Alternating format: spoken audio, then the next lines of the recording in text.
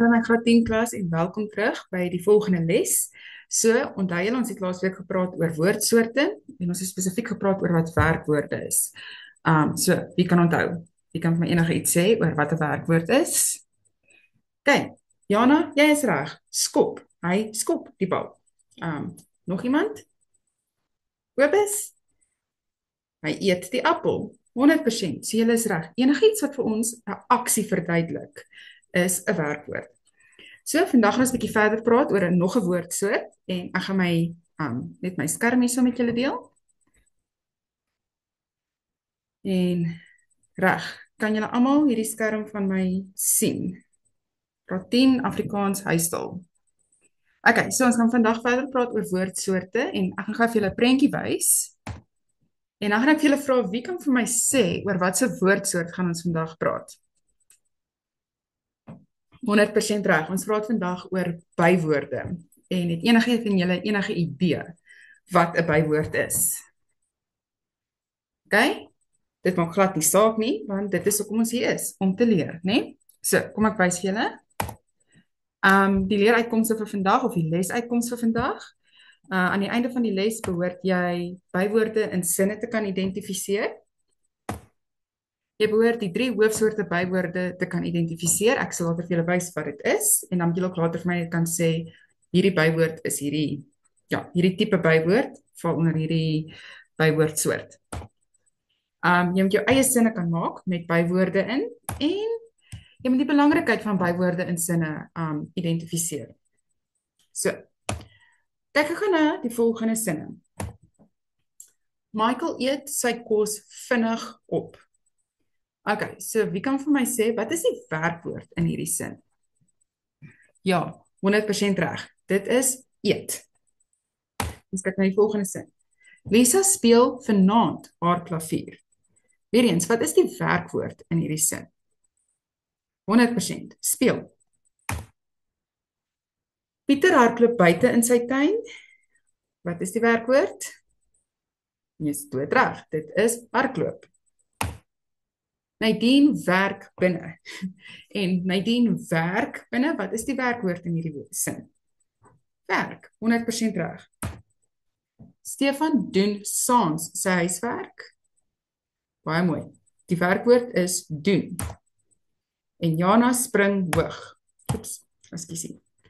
Spring, 100%. So, almal van julle kon die werkwoorde in hierdie sin identifiseer. Kan julle iets sien? Wat sien julle in hierdie sin? Wat is by die werkwoord? Dit is korrek. Daar is nog woorde by die werkwoord. OK. Wat doen hierdie woorde by die werkwoord? Of die woorde wat onderstreep is, wat doen dit aan die werkwoord? Julle is doodreg. Dit gee vir ons meer inligting oor die werkwoord.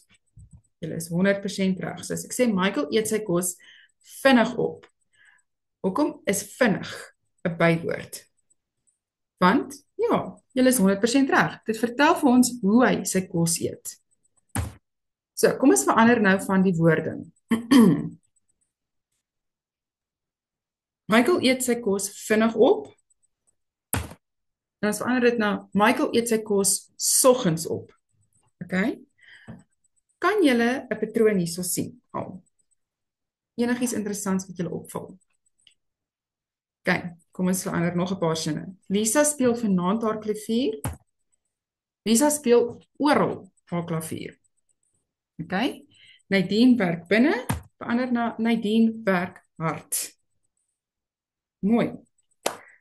Watter woorde vertel ons meer van die werkwoord? Weereens, dis die onderstreepte woorde en die woorde in rooi. So wat 'n patroon sien julle hierso?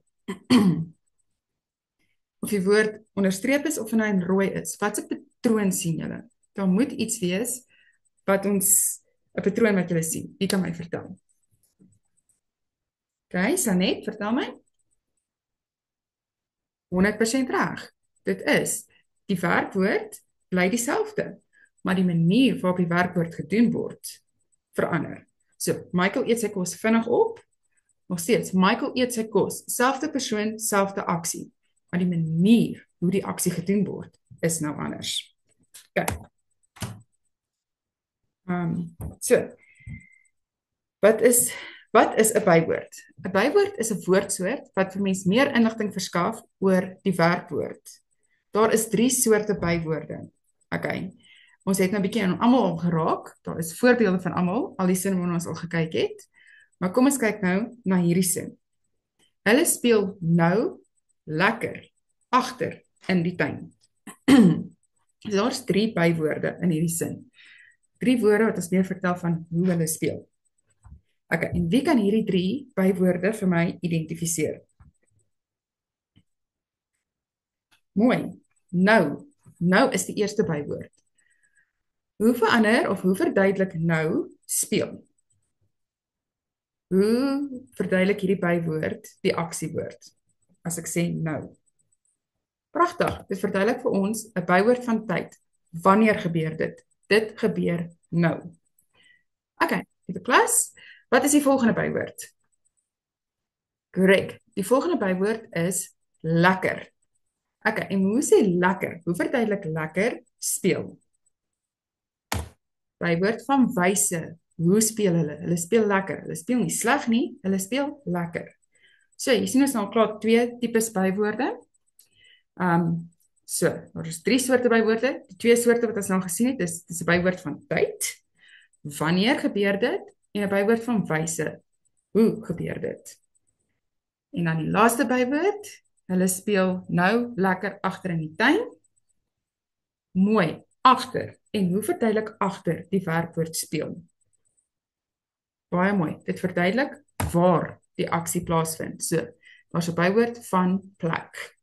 En hierdie is die 3 bywoorde wat julle asseblief moet onthou. Daar's 'n bywoord van tyd, 'n bywoord van wyse en dan ook 'n bywoord van plek. Goed. Voorbeelde. Jy kan vir my enige voorbeeld gee. Dit kan 'n voorbeeld wees van tyd, wyse of plek. Wie kan vir my voorbeelde gee? Goed. Ek sien julle steek baie julle hande op. Vertel vir my. Pragtig. So. Net van die oneindigheid hoeveelheid voorbeelde wat daar is. Sag. Hy praat sag. Sy loop versigtig. Okay, dis 'n bywoord van wyse. Sy eet moeilik. Dit proe sleg. Dit is sleg. Vinnig, hartseer, vrolik. Dit alles is bywoorde wat vir ons vertel van waar, hoe en wanneer. Okay. Kom ons kyk nou na die volgende prente. Ek het op WhatsApp gegaan en op Meta AI gevra vir prentjies. So, dit is alles Meta AI se prentjies hierdie van WhatsApp af. Maar ja, so wat is hierdie? Dis 'n donkie, okay? Dis 'n selfstandige naamwoord, dis 'n donkie. Wat doen die donkie? Werkwoord, hy skaats. So kom ons kyk bietjie. Wat se sinne kan ons maak? 'n sin met 'n bywoord van plek, tyd of wyse of al 3. Mooi, die donkie lag bly. Die donkie skaats vinnig. Die donkie skaats buite. Die donkie skaats soggens. Okay, dis alles bywoorde wat vir ons meer vertel van hoe, waar en wanneer. Pragtig. Okay, en hierdie prentjie van die dogtertjie met die roomys. So eerstens, wat sien ons hierso? Ons sien 'n selfstandige naamwoord, 'n dogtertjie, en ons sien dan ook 'n aksie. Sy hou 'n roomys vas. Hoe hou sy die roomys vas? Sy hou die roomys versigtig vas. Ons kan sê sy is die dogtertjie lag bly, want sy is bly oor haar roomys. Die dogtertjie eet buite. Wat nog? Wie kan nog vir my 'n voorbeeld gee? Amper seker, wie kan nog vir my roomys gee? Ja, sy eet stadig. Sy eet rustig. Sy eet buite. Sy eet dit dalk na aandete. Okay, dit verduidelik vir ons wanneer. En dalk al na gereg. Die volgende prentjie, die kat. Hoe slaap die kat? Hy slaap vas. Hy slaap binne. Okay, die kat slaap vas.